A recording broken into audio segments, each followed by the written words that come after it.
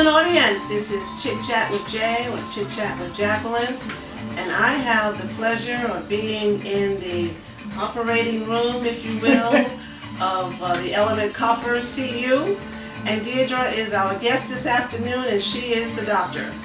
I'm going to let her do most of the talking and explaining. She's going to teach us what she does and show us what she does to get the beautiful copper jewelry and different, is it just jewelry that you do or other?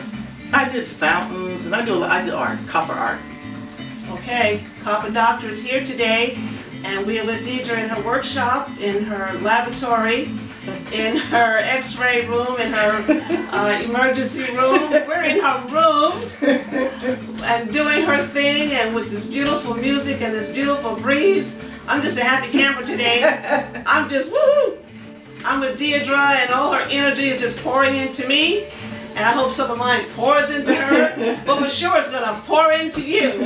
Deidra, what are you doing on this beautiful desk here with all these things? Well, first of all, I repurpose a lot of different things. I got started doing copper because of a foiled relationship, and I wanted to teach myself how to wire wrap, and that's wire wrapping copper. And so I didn't want to do silver because silver is expensive. So then I started working with the metal and found out how beautiful it was. It was actually about 20 years ago, and I know that because I was one of the featured artists at the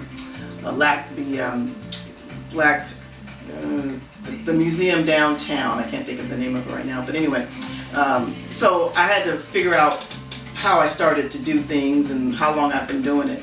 The metal just started speaking to me, and then as it morphed, I wanted to get more parts and nothing was available, so I had to get machines and start cutting my parts and using industrial metals from instead of buying 1 foot of something, I had to buy a whole 12-foot rod of something to cut. So it just kind of evolved with the materials and equipment. The thing that kind of drew me to it also is it's medicinal. It's folk wisdom, and it's good for healing purposes. So that being said, I've always heard that the copper is good for healing.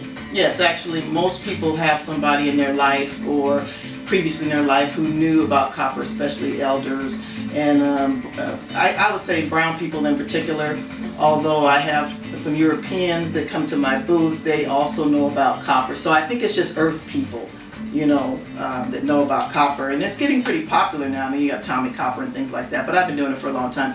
Anyway, the thing that draws me to copper is all these colors that it resonates. This actually is copper. I don't know if you've noticed it. It's copper aluminum, copper foil. Wow. And it's like a paper, but it's a metal, and so that's a little piece of metal that I show people to show how it resonates all the colors. Copper is like a white light. When it's refracted, all the colors of the spectrum come out of that white light in a prism. Copper is the same thing with metal. It refracts all the colors in the rainbow, and that's why you see all these colors here when you heat it up and you do different things. It's very lightweight, very lightweight. It's a foil. Yes. I mean, literally it's a foil. You know, copper comes in all kind of industrial applications. I repurpose and recycle equipment, and my latest line that I'm doing right now actually is the Ingenuity line, which is called different bike chains, but and everything has a story. The story for this is back in the day we used to fix the flats on our bikes, figure it out, fix it, and move on.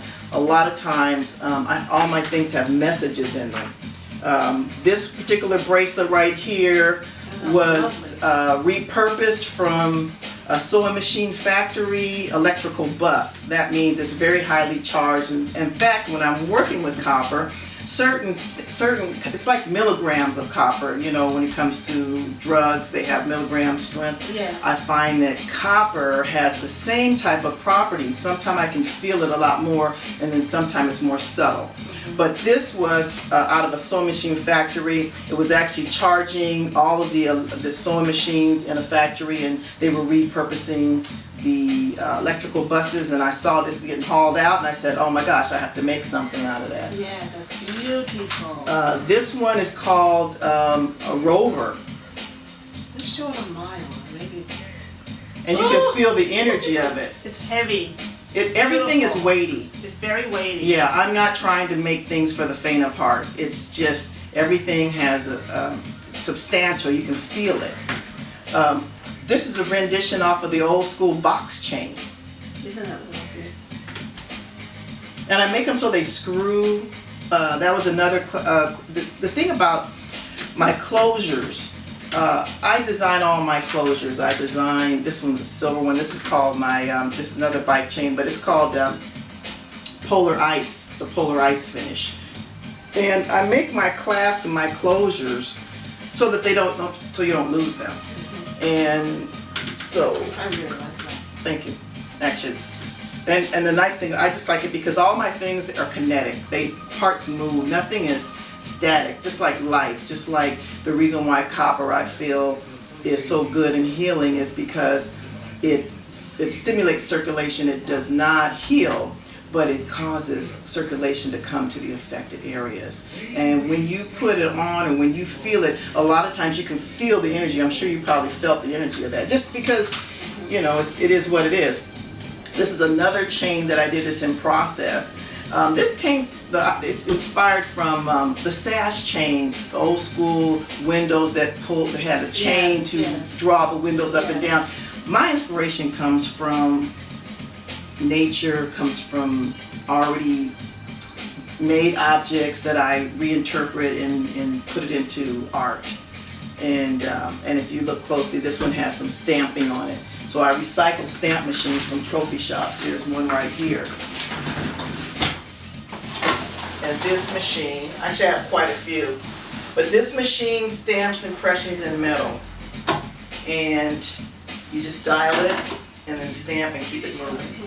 So that one, then I have another one which you probably won't be able to see, which is electric typewriter.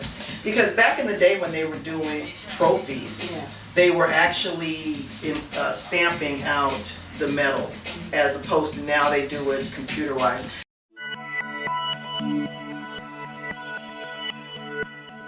This is the beginning of a dream catcher. It's a Native American art form, and once it's finished, it's a web. I have it on my website actually because I sell them so fast I can't really keep up with them. But anyway, and because I personalize them. So what I do is I make blanks. I make an assortment of blanks, and so if somebody says, okay, I want a dream catcher, I'm gonna say pick the one that you want at the beginning of the blank. Oh, my okay. goodness. So they get a chance to pick. So it's a necklace, a pendant? Or just hanging, yes. Oh, just something. Or just hanging. So they pick the beginning, and then they come in and they pick different stones. Different stones represent different things. Like this is rhodonite. Rhodonite is a stone of love. This is tourmaline. Tourmaline is said to, because it comes in all colors, spectrums of the rainbow, clear to opaque black, to bicolor, tricolor. They even have watermelon tourmaline, which is my favorite. It looks just like a slice of watermelon, a green rind with pink on the inside. Wow. And it's said to have been kind of had a resurgence because its properties is striated like fiber optics. So it's said to bring the light from one location to the other to bring all people together. That's what tourmaline is said to bring together. So that's tourmaline. This is amethyst, garnets. Garnet's another good thing for circulating blood energy. And then you have the Native Americans call them fetishes, but you know, people get turned.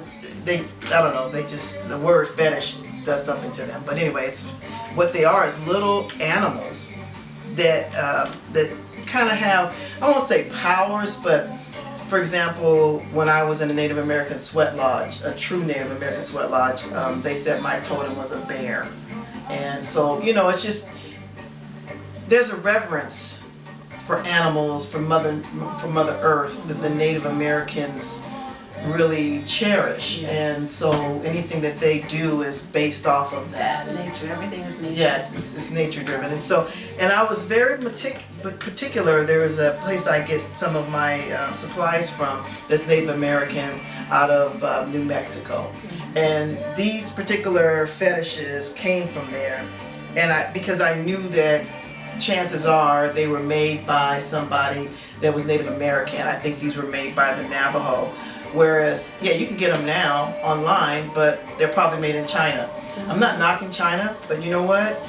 I'm American, and I'm from Los Angeles, born and raised, and what you are experiencing here is a product of public education, affirmative action, having the opportunity to go and to better myself and thrive, okay, from all of the manufacturing that used to be here in America. Yes. And you know, it's just, you know, we have a tradition. I have my great-grandmother's Hoover vacuum cleaner that was, when things were made, they were made to last. Yes. And so my jewelry, anything that I make, is made to last. Nothing's going to break. You're not going to lose it. Everything is soldered.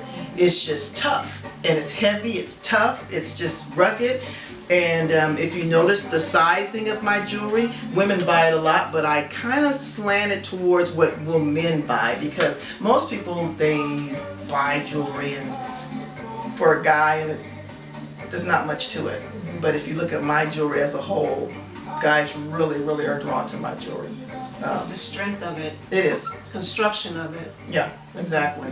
And anyway, so back to the dream catcher. So when the dream catcher's finished, it has a web in the middle, and like I said, you can see it online. Then you have different fetishes and things that are incorporated, and the web is to catch all of the negative, the nightmares, and the nightmares is said to drip off of, be taken away by the things that are hanging. So the nightmares are said to come off and just kind of go away.